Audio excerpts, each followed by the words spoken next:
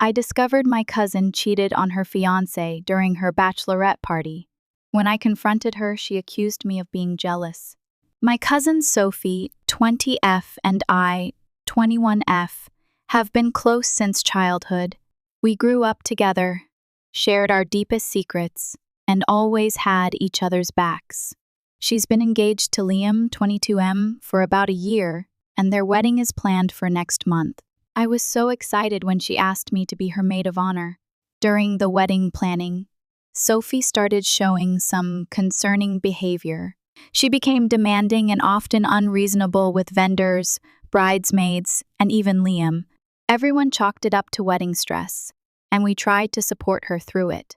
Her parents have been spending a fortune on this wedding, with Liam's family contributing as well, though Sophie's dad took on most of the financial burden despite some recent job troubles. Last weekend was Sophie's bachelorette party. I organized a 3-day getaway at a beach house with her 5 other bridesmaids. I spent weeks planning activities, decorating the house with wedding-themed items, and making sure everything would be perfect for her. The first day went smoothly with spa treatments and a nice dinner. On the second night, we went out to a popular club in the area.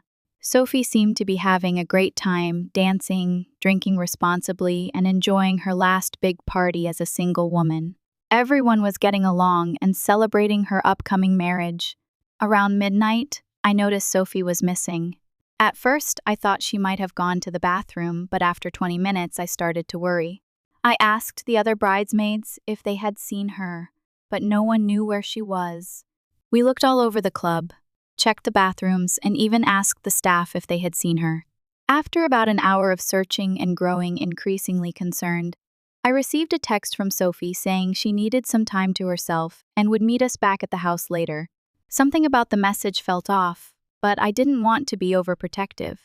The other bridesmaids and I decided to head back to the beach house, assuming Sophie would join us soon. We were all worried but tried to respect her space. Hours passed, and at around 3:00 a.m., Sophie finally returned to the house. When she walked in, I immediately noticed something was wrong. Her hair was disheveled, her makeup was smudged, and she wouldn't make eye contact with any of us. She mumbled something about being tired and wanting to go to bed. My instincts told me something had happened, so I followed her to her room and asked if she was okay. At first, she was evasive, but I pressed her, concerned that someone might have hurt her. I suggested we should call the police if something bad had happened. Sophie suddenly became agitated and told me nothing had happened, that she just wanted some space and time to think. She claimed she had been walking on the beach to clear her head and fell asleep on a bench. I felt terrible for assuming the worst and offered to check on her throughout the night, which I did hourly until morning. The next day, around noon, Sophie asked to speak with me privately. I thought she might want to discuss her strange behavior from the night before. Instead, she dropped a bombshell that left me speechless. Sophie admitted she had met up with her ex-boyfriend Ethan at the club. They had been texting for weeks, planning to meet during the bachelorette party. She told me they had sex in his car, and that it was completely consensual. She explained that she wanted one last experience with someone else before being tied down in marriage. I was stunned and disgusted. I asked her how she could do this to Liam, who had been nothing but loving and supportive throughout their relationship. She brushed it off, saying what Liam didn't know wouldn't hurt him, and that it was just a physical thing with no emotional attachment. She said she still loved Liam and wanted to marry him. I couldn't believe what I was hearing. I told her that what she did was wrong, and that Liam deserved to know the truth. Sophie became defensive, accusing me of overreacting and suggesting I was jealous because I was still single. She said I was trying to ruin her happiness, and that if I really cared about her, I would keep her secret. I left the room and gathered the other bridesmaids to tell them what Sophie had done. Some were as shocked and disgusted as I was, while others thought it wasn't our place to get involved. After a heated discussion, I confronted Sophie in front of everyone and gave her an ultimatum: tell Liam the truth by the end of the week, or I would do it myself. Sophie exploded, calling me horrible names and accusing me of always trying to sabotage her happiness. She said I was just jealous of her relationship and wanted to destroy it. The other bridesmaids tried to calm the situation, but the damage was done. The rest of the weekend was incredibly tense, and we all returned home early. Throughout the next few days, I kept thinking about what happened. I questioned whether I was doing the right thing by threatening to tell Liam. Was it really my place? But then I thought about how I would feel if I were in his position. He was about to commit his life to someone who had already betrayed him. The wedding was costing both families a significant amount of money, especially Sophie's dad, who was struggling financially. It didn't seem right to let him go through with it without knowing the truth. On Wednesday, Sophie texted me, saying she had thought about it and decided not to tell Liam. She said what happened was her business and that I needed to stay out of it. She threatened to cut me out of her life if I said anything to Liam. That was the final straw for me.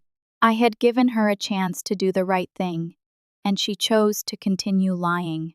I found Liam's email address through a group email chain about wedding vendor coordination that I had been included in.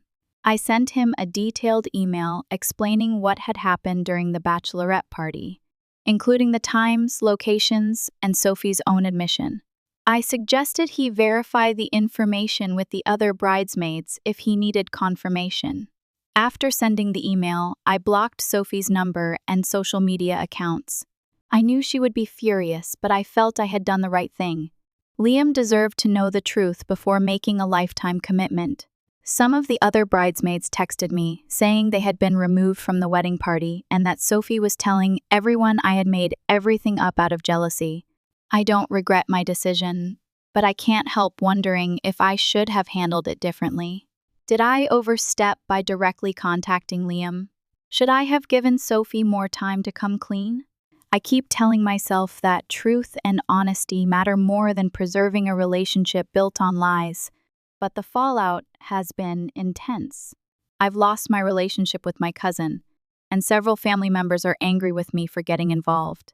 Update. It's been a week since I sent that email to Liam, and the aftermath has been even more intense than I expected. I received a call from my aunt, Sophie's mom, the day after I sent the email. She was hysterical, telling me I had ruined her daughter's life and demanding to know how I could betray family like this. I tried to explain my reasoning, but she wasn't interested in hearing it. She told me I was no longer welcome in their home and that I should prepare myself for the consequences of my actions. Later that same day, I got a text from my mother saying that Sophie had told the entire family that I made up the cheating story because I was secretly in love with Liam. This is completely ridiculous. I've never had any romantic feelings for him and have only interacted with him at family events.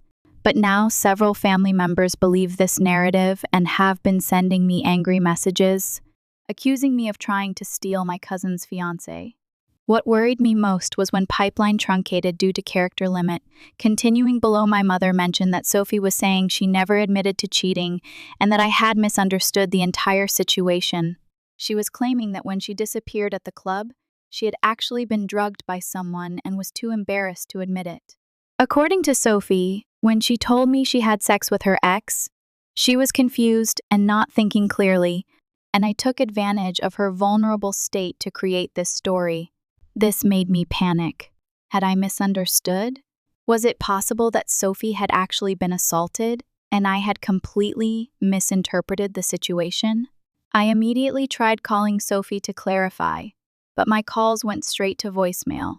I then tried contacting the other bridesmaids who had been present for the confrontation.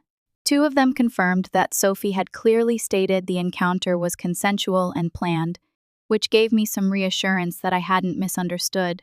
3 days after sending the email, I received a response from Liam.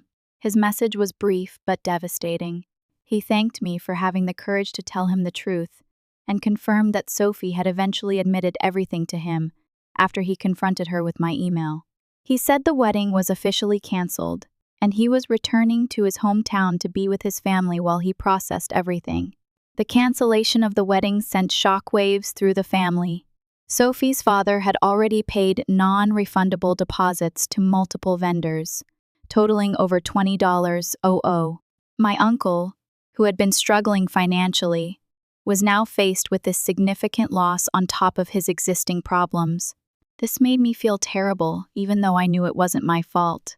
2 days ago, I received a lengthy email from Sophie. Unlike her previous accusations, this message was calm and calculated. She explained that she and Ethan had been in contact for months, and their meeting at the club had indeed been planned. She admitted to cheating, but said I had no right to interfere in her relationship. She wrote that while she had made a mistake, it was a one-time thing that she had planned to take to her grave. According to her, by telling Liam, I had caused unnecessary pain to everyone involved and destroyed a relationship that could have been happy despite this one indiscretion. The most disturbing part of her email was when she revealed that she and Ethan had actually been seeing each other throughout her engagement. What she had told me about wanting one last experience before marriage was a lie. They had been having an ongoing affair. She said she had chosen Liam for stability and financial security, while Ethan fulfilled her emotionally and physically. She ended the email by saying she would never forgive me for taking away her chance at the life she wanted. I was shocked by her admission and the calculated way she had been deceiving Liam. It confirmed that I had made the right decision in telling him, but it didn't make the fallout any easier to deal with. Yesterday, I received a call from my grandmother, who has always been the matriarch and peacemaker of our family. I expected her to be disappointed in me, but instead, she thanked me for standing up for what was right. She said she had spoken to Liam and the bridesmaids and knew the truth of what had happened. She told me that while many in the family were upset now, eventually they would understand that I had prevented a marriage that would have ended in even more pain down the line. Despite my grandmother's support, I'm still feeling the repercussions of my decision. I've been uninvited from 3 upcoming family events, and my relationship with Sophie's immediate family seems permanently damaged. I stand by my choice to tell Liam the truth, but I never anticipated how much it would affect my place within the family. Update 2. It's been almost a month since the wedding was canceled, and things have taken an unexpected turn. Last week, I received a call from Liam asking if we could meet for coffee. I was hesitant at first, worried that Sophie might find out and use it to fuel her narrative that I was interested in him. But curiosity got the better of me, and I agreed to meet him at a cafe far from where any family members might see us. When we met, Liam looked tired but resolute. He thanked me again for telling him the truth and said he had been doing a lot of thinking over the past few weeks. What he told me next left me stunned. After the wedding was canceled, he had conversations with several of Sophie's friends who weren't part of the bridal party. 2 of them confessed that they knew Sophie had been seeing Ethan throughout her engagement, not just at the bachelorette party. Apparently, it was somewhat of an open secret among her close friends. Even more shocking, one friend revealed that Sophie had been planning to continue the relationship with Ethan after the wedding. She had no intention of being faithful to Liam and saw marriage as simply a way to gain financial stability while maintaining her relationship with Ethan on the side. Liam then showed me text messages from Ethan that he had somehow obtained. In these messages, Ethan and Sophie were discussing their future plans, with Ethan reassuring her that they could continue seeing each other after the wedding as long as they were careful. It was clear that the bachelorette party incident wasn't a one-time mistake, but part of a calculated deception. I was processing this information when Liam dropped another bombshell. He had discovered that Sophie had been taking money from their joint account and sending it to Ethan for months. They had set up a separate bank account together, and Sophie had been gradually transferring funds that were meant for their future home. Liam estimated that over $5,000 had been diverted to this secret account. After Liam left our meeting, I felt a mix of vindication and sadness. While I was relieved that I had saved him from a marriage based on lies, learning the extent of Sophie's deception was deeply disturbing. How could the cousin I grew up with be capable of such calculated betrayal? The day after my meeting with Liam, I received an unexpected message from one of the bridesmaids who had initially been angry with me for telling Liam. She apologized for not supporting me and revealed that Sophie had been spreading lies about me to anyone who would listen. According to the bridesmaid, Sophie had told people that I had tried to kiss Liam at a family event months ago and had been plotting to break them up ever since.